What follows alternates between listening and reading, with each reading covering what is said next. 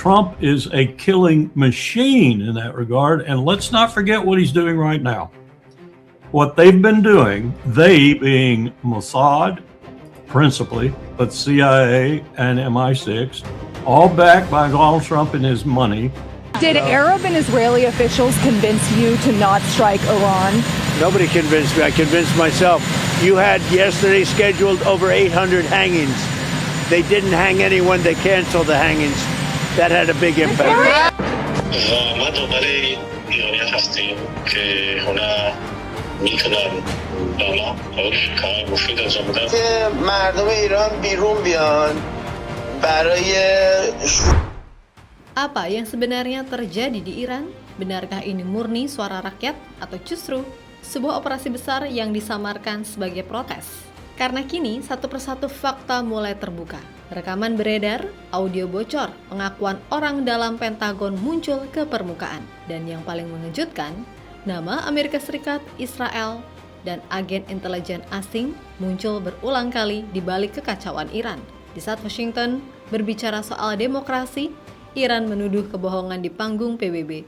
Di saat Trump mengancam, sekutu-sekutunya justru menutup pintu.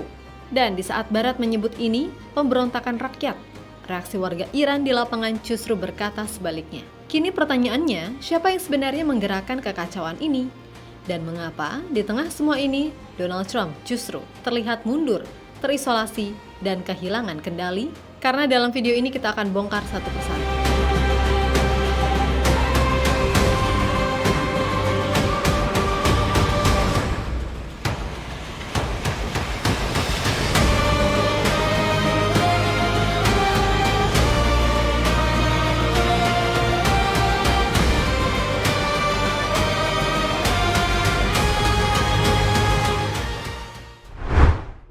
Semua mulai dari rekaman yang tidak bisa lagi diabaikan. Di media sosial beredar video yang diklaim dirilis oleh pihak Iran. Isinya bukan massa spontan, ataupun warga biasa yang marah lalu turun ke jalan. Yang terlihat justru sekelompok individu dengan pola gerak terlatih. Mereka mengisi amunisi, menyembunyikan senjata api di balik pakaian, dan menggunakan komunikasi satelit, bukan ponsel biasa. Ini bukanlah ciri demonstran, ini adalah ciri operasi.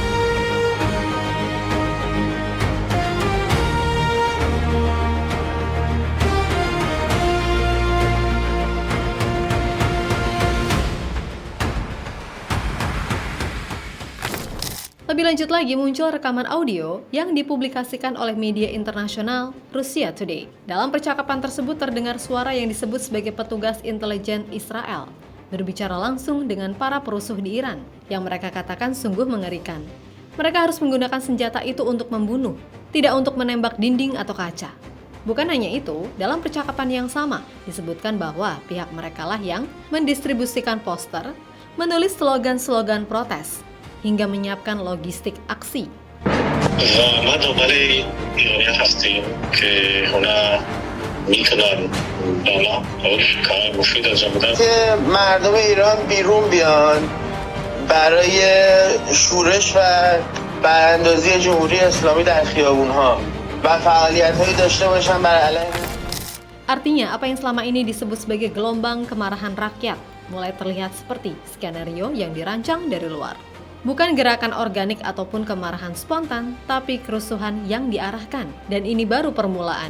Lawrence Wilkerson, purnawirawan kolonel Angkatan Darat Amerika Serikat, mantan staf senior di jantung kekuasaan militer AS. Dalam Judging Freedom Podcast, Wilkerson mengatakan bahwa apa yang disebut sebagai protes di Iran telah dibajak oleh operasi intelijen asing, CIA, MI6, dan Mossad. Menurut Wilkerson, agen-agen ini menyamar sebagai warga sipil. Ia melakukan tindakan brutal, membunuh, membakar, menjarah. Tujuannya untuk mendorong kerusuhan agar berubah menjadi kekerasan penuh. Trump is a killing machine in that regard, and let's not forget what he's doing right now. What they've been doing, they being Mossad, principally, but CIA and MI6, all backed by Donald Trump and his money. Setelah rekaman beredar, setelah audio bocor, dan setelah pengakuan orang dalam Amerika sendiri muncul, Iran akhirnya membawa kasus ini ke panggung tertinggi dunia. Di hadapan United Nations Security Council, utusan Iran untuk PBB, Gholam Hossein Darzi, berbicara dengan nada yang jauh dari diplomatis. Ia menuduh Israel berupaya menyeret Amerika Serikat ke perang langsung dengan Iran dan menyatakan bahwa rezim AS menggunakan kebohongan, distorsi fakta, dan disinformasi untuk menutupi keterlibatan mereka sendiri. Many of our police officers sacrifice their lives in the line of duty to protect civilians and preserve public order. I speak today on behalf of a nation in mourning.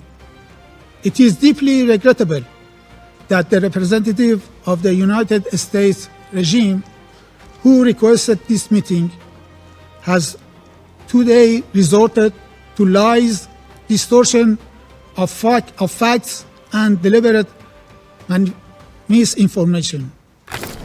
Dan Darzi menegaskan, pertemuan Dewan Keamanan yang diminta oleh Amerika bukan untuk mencari kebenaran, melainkan untuk menutupi keterlibatan langsung Washington dalam mengarahkan kerusuhan agar berubah menjadi kekerasan. Tapi pesan Iran tidak berhenti di meja diplomasi. Dari jalur militer, peringatan yang jauh lebih keras disampaikan. Perwira senior IRGC, Mohsen Rezai, mengeluarkan analogi sejarah yang mengejutkan dunia. Ia berkata bahwa dirinya teringat pada pasukan Hitler yang terjebak di salju Rusia. Pasukan yang awalnya merasa kuat, percaya diri, dan yakin bisa menaklukkan lawannya dengan cepat. Namun ketika musim berubah, salju justru menghancurkan mereka satu persatu. Pesan Rezai sangat jelas, Iran adalah salju Rusia itu. Semakin jauh Donald Trump melangkah, semakin buruk situasi.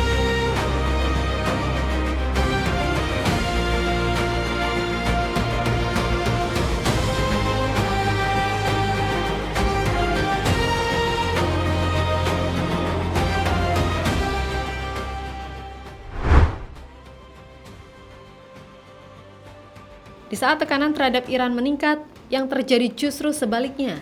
Sekutu utama Amerika Serikat di Timur Tengah satu persatu menutup pintu. Arab Saudi secara tegas menyatakan tidak akan mengizinkan wilayah udaranya digunakan untuk menyerang Iran.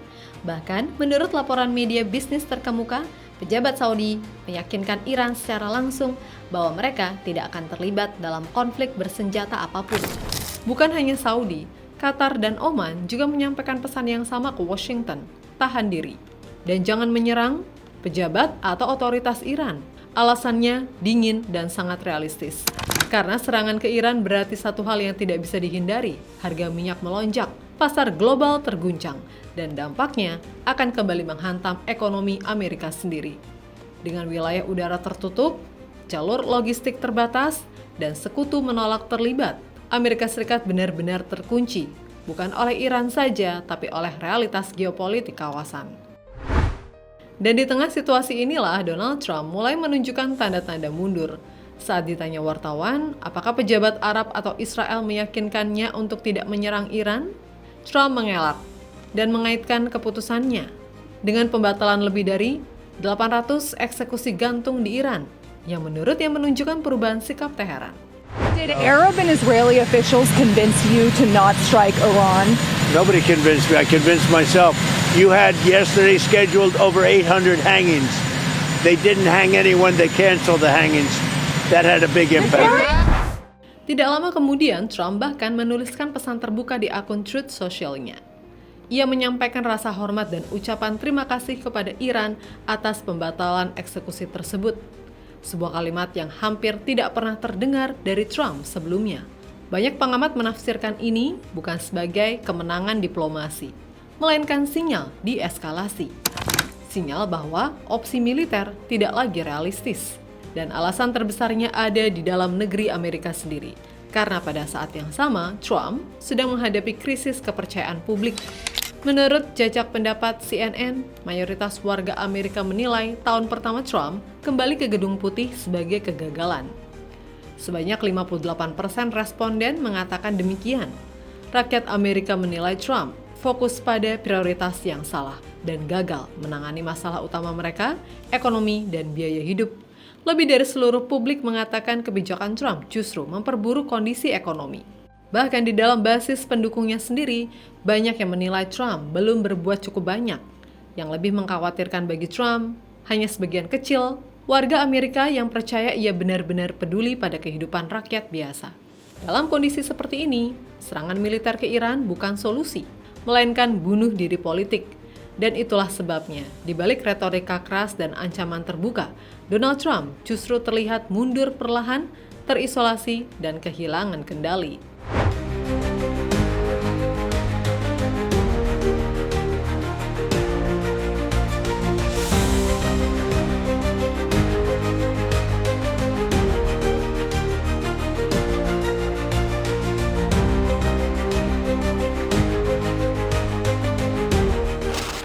Di tengah tudingan ancaman dan operasi politik dari luar, reaksi di dalam Iran justru berbicara dengan bahasa yang berbeda.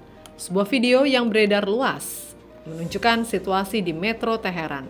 Seorang pembuat onar mencoba menghasut penumpang. Ia meneriakkan slogan-slogan anti pemerintah, mengajak orang-orang bergabung dengannya. Namun tidak ada yang merespon. Situasi berubah drastis ketika ia secara terbuka menyebut nama pemimpin tertinggi Iran. Reaksi publik justru meledak ke arah yang tidak terduga. Salah satu warga yang berada di lokasi langsung menghentikan dan menendang pembuat onar tersebut.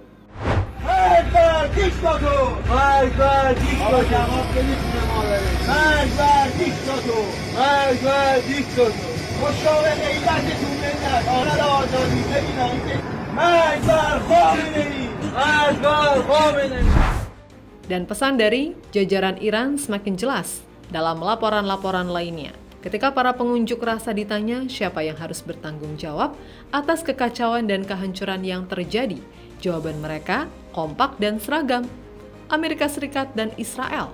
Who's to blame for the bloodshed and destruction? I guess that's a fair question. اسرائیل و آمریکا. آمریکا و اسرائیل دیگه. آمریکا اسرائیل. اسرائیل. آمریکا و اسرائیل. 100% آمریکا و اسرائیل. Dan menariknya, sikap serupa juga datang dari negara kawasan. Dalam sebuah wawancara di Future Minerals Forum, Menteri Negara Luar Negeri Arab Saudi Adel Al-Jubair menyampaikan pernyataan yang sangat tegas dan berhati-hati. Saat ditanya wartawan apakah rezim Iran lemah dan harus digulingkan, jawabannya singkat dan jelas. Keputusan itu sepenuhnya berada di tangan rakyat Iran. It is really up to the Iranian people to decide. I don't think that to tell another country how it should be governed. Ya, ia menegaskan bahwa tidak ada pihak luar yang berhak memberitahu negara lain bagaimana mereka harus diatur. Al-Jubair juga mengatakan bahwa para pemimpin regional memang mengamati situasi dengan sangat cermat. Namun harapannya satu, agar situasi ini diselesaikan dengan cara yang meminimalkan kerusakan.